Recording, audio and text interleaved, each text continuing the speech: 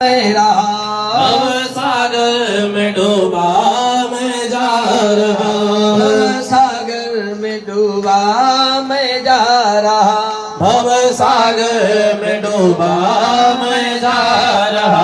ग्रह ने पकड़ा मेरे पैर को प्रभु, ग्रह ने पकड़ा मेरे पैर को प्रभु।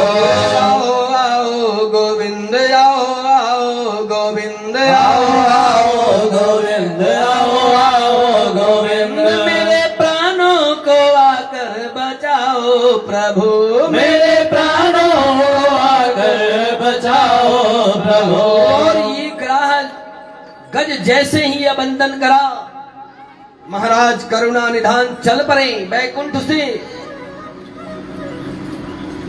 करुणा निधान चल पड़े। और कैसे आए करुणा निधान? बड़ा दिव्य। ग्रह ने ऊपर दृष्टि करी, ग्रह देखता है कि गरुड़ पर बैठकर भगवान पीतांबर पहने, गरुड़ का पंख भगवान के वक्षस्थल पर, मणि गले में बनमाला, हाथ में चक्र धारण किए भगवान सुदर्शनधारी जी आते हैं। उनका पीतांबर महाराज ऐसे फहरा रहा था जैसे मानो दिशाएं उनके स्वागत के लिए आ गई हों। कभी आपने देखा होगा कि जब आप मोटरसाइकिल पर जाते हैं ना, तो पीछे बैठते हैं और आपका जो दुपट्टा होता है जैसे फहराता है, वैसे गोविंद के पीतांबर से पूरा ये दसों दिशाएं दिव्य स्वर्ण वर्ण सी हो गई महाराज। और भगवान आए और आते ही सुदर्शन चक्र धारण किया और अपने चक्र से उस ग्राह का मस्तक काट दिया, मस्तक काट दिया महाराज, और गज को ग्राह के बंधन से मुक्त कर दिया। बोलिए हरि भगवान की। हरि भगवान हरते स्वभक्तानां प्राण हंता शत्रुणाम बलम इति हरि। जो अपने भक्तों के प्राण को हरण करने वाले का प्राण हर ले, वह हरि है। हरते भव कष्टानाम पीड़ाणाम इति हरि। जो समस्त भवबंधों को हर ले, कष्टों को हर ले, वह भगवान हरि। भगवान आए और ग्रह को महाराज, ग्रह के गर्दन को, ग्रह के सर को काट दिया, गज को मुक्त कर दिया महाराज। अब गज की चिंता हुई, मैं भगवान की बंदन, भगवान का स्तुति, भगवान की पूजा कैसे करूं।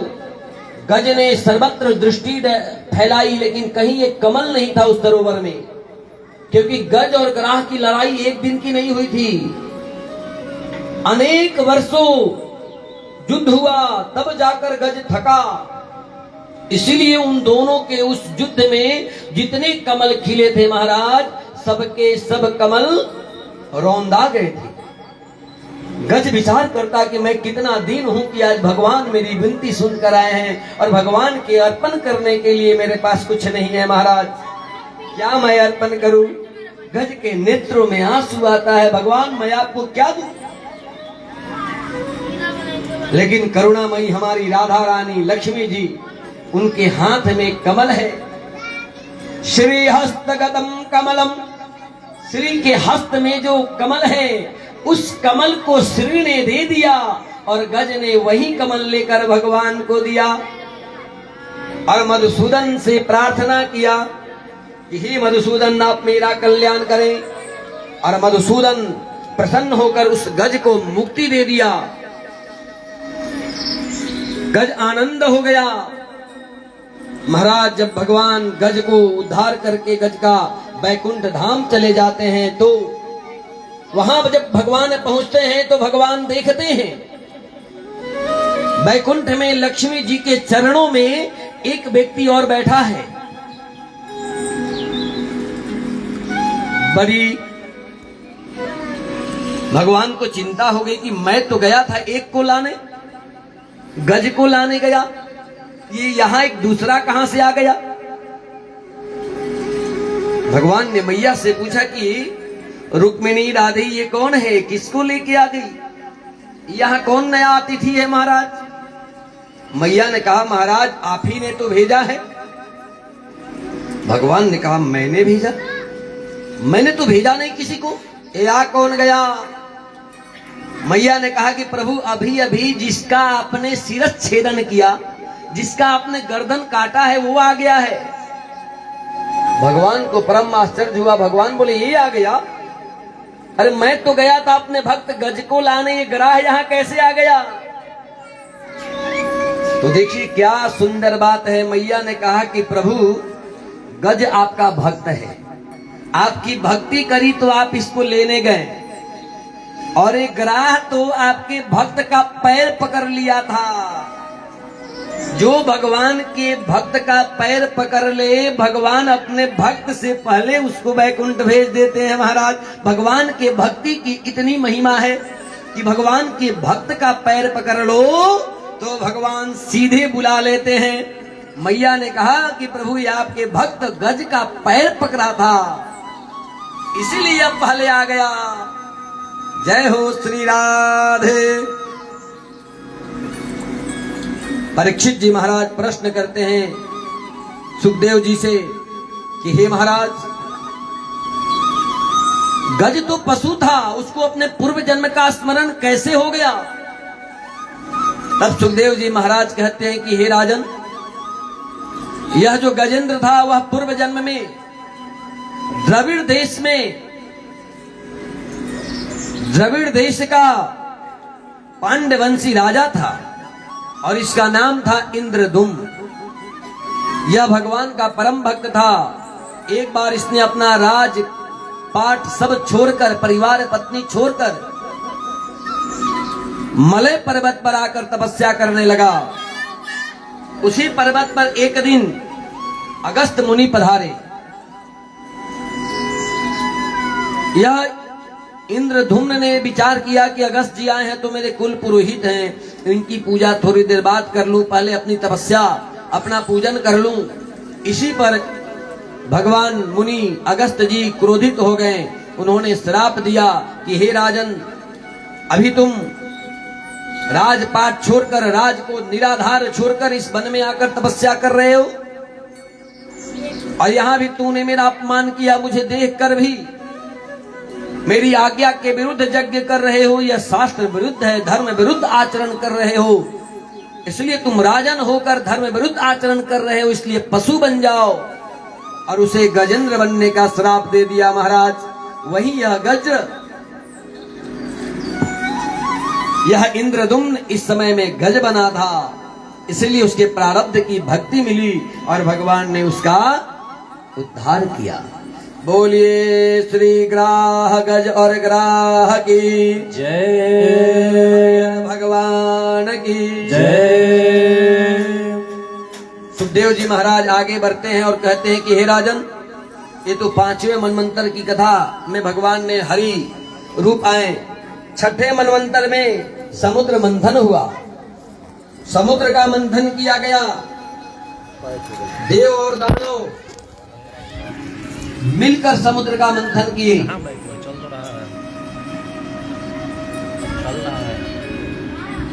चल रहा है।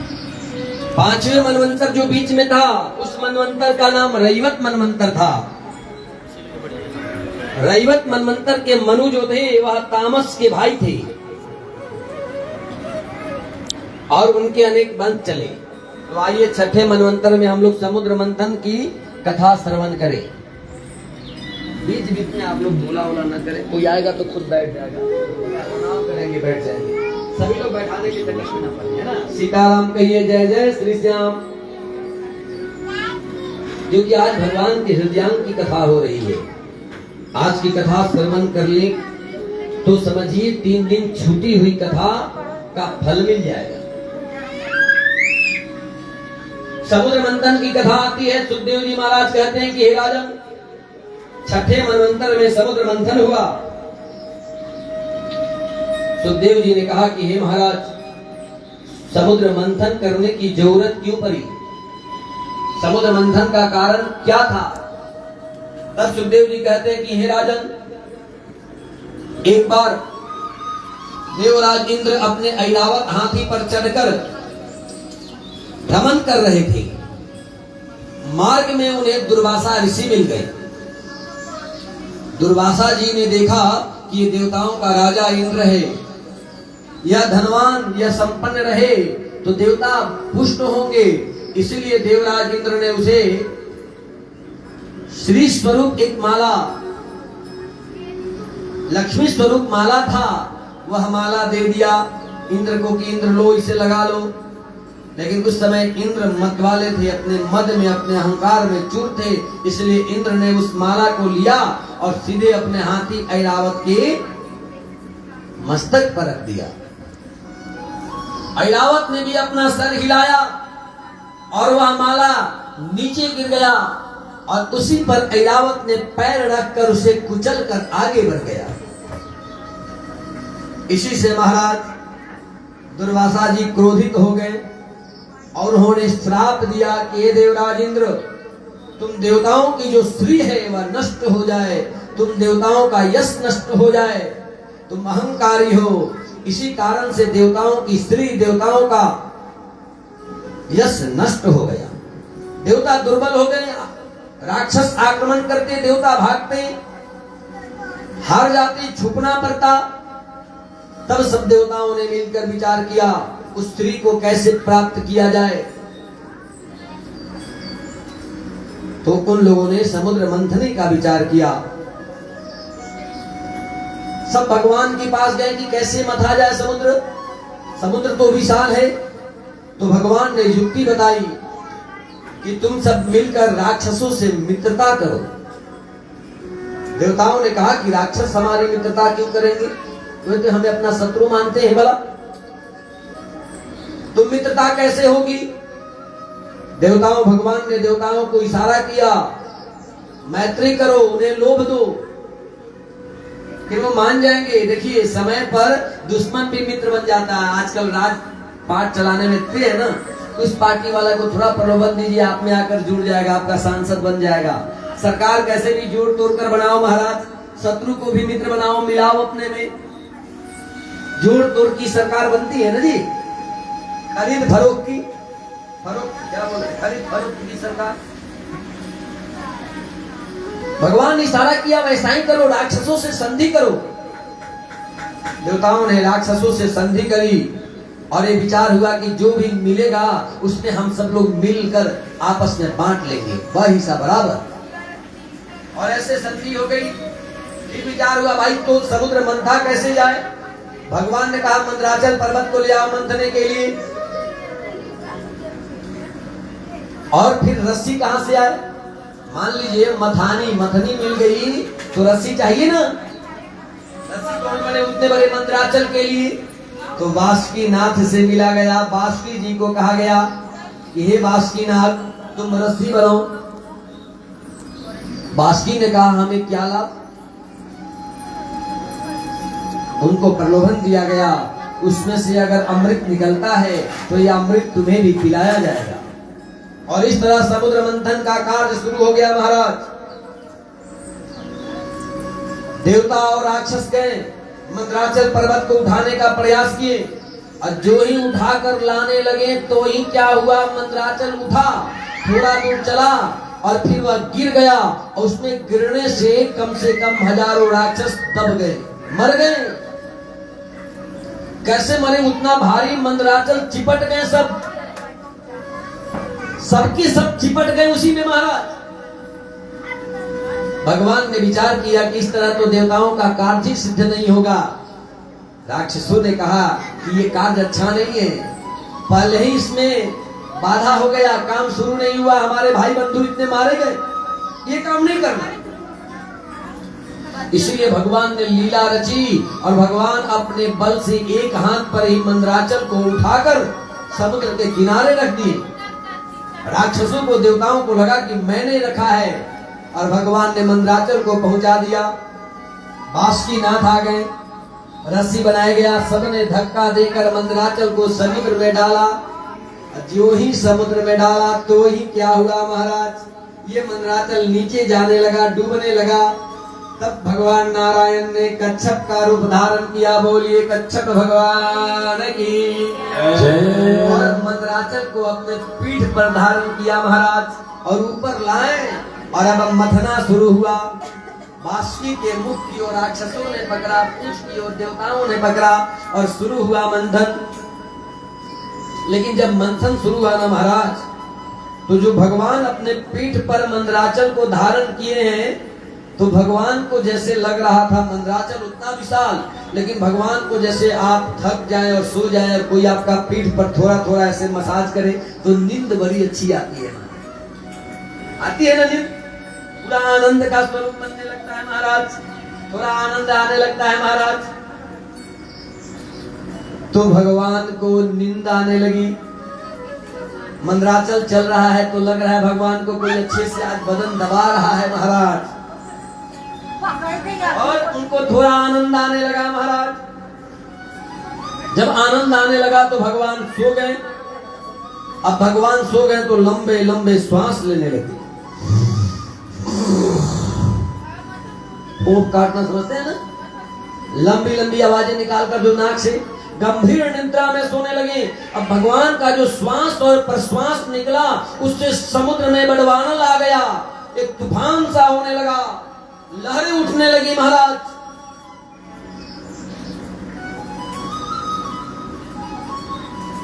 और वह लहरें विषाक्त रूप में उत्पन्न हुआ और वह कोलाहल विष के रूप में ऊपर आ गया महाराज।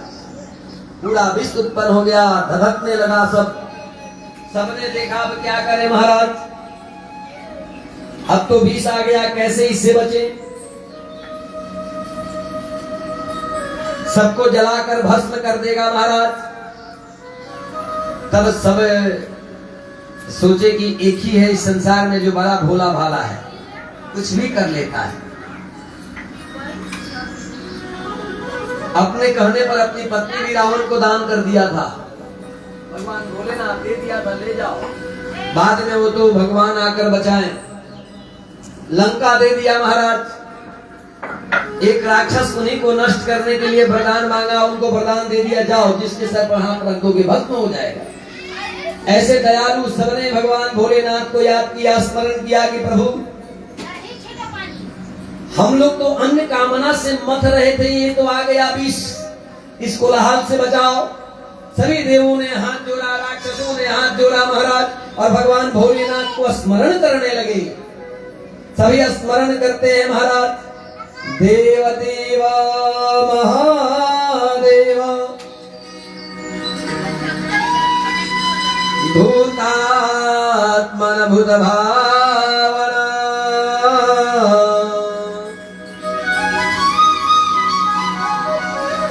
त्राहिनः शरणाप्रपन्नाः त्रैलोक्यदहनाद्विषात्। हे महाराज, इस विष से यह तीनों लोग दग्ध हो जाएगा महाराज, इस विष को सहन करो प्रभु, समस्त जल जाएगा महाराज। तब भगवान भोलेनाथ उपस्थित हुए। बोलो भाई क्या बात, क्यों बुलाए हो? देवता देखे कि आ गए तो देवताओं ने कहा कि प्रभु देखो, अब ये नहीं कहते हैं कि ये विष से बचाओ, बोलते हैं महाराज हम लोग को जो पहला मिलता है वो आपको देते हैं, आप महादेव हैं, इस मंथन में पहला प्रसाद तो यही आया, लो आप पी लो महाराज। और भोलेनाथ बम बम भोले, बम बम भोले। भोलेनाथ ने विष लिया और उस कोलाहल विष को महाराज पीना शुरू कर दिए। लेकिन भोलेनाथ ने जो ही विष को अपने मुंह में डाला और कंठ पर ले गए, तब भोलेनाथ को विचार आया कि अब मैं क्या करूं। अगर इस विष को मैं कंठ में उतार कर हृदय में ले जाऊं तो वहां मेरे प्रभु नारायण जी बस बैठे हैं, मेरे नारायण को यह विष पीड़ा पहुंचाएगा। और अब मैं अगर बाहर निकाल दूं तो क्या होगा? अगर मैं बाहर निकाल दूं तो ये संसार, ये जगत नष्ट हो जाएगा। इसलिए भगवान ने उस विष को अपने कंठ पर धारण कर लिया और भगवान नीलकंठ हो गए। बोलिए नीलकंठ भगवान की जय। और मैया भगवान नीलकंठ हो गए। देवताओं ने समुद्र मंथन शुरू किया महाराज, और उसी मंथन से अनेक रत्न निकले, जिसमें उच्च ही स्त्रवा घोड़ा निकला, ऐरावत हाथी निकला। इसको एक श्लोक में समझ लीजिए आप लोग क्या क्या निकला। श्री मणिरंभा बारुणी, अमी शंख गजराज, शूरसेन धनवंतरी, कल्प वृक्ष विषबाज। ये सब रत्न निकले महाराज। ऐरावत हाथी को इंद्र ने धारण किया, उच्च स्त्रवा घोड़ा राक्षसों के राजा बलि जी को दे दिया गया। और इसी मंथन से मैया लक्ष्मी निकली। माता लक्ष्मी जी बाहर आई। समुद्र मंथन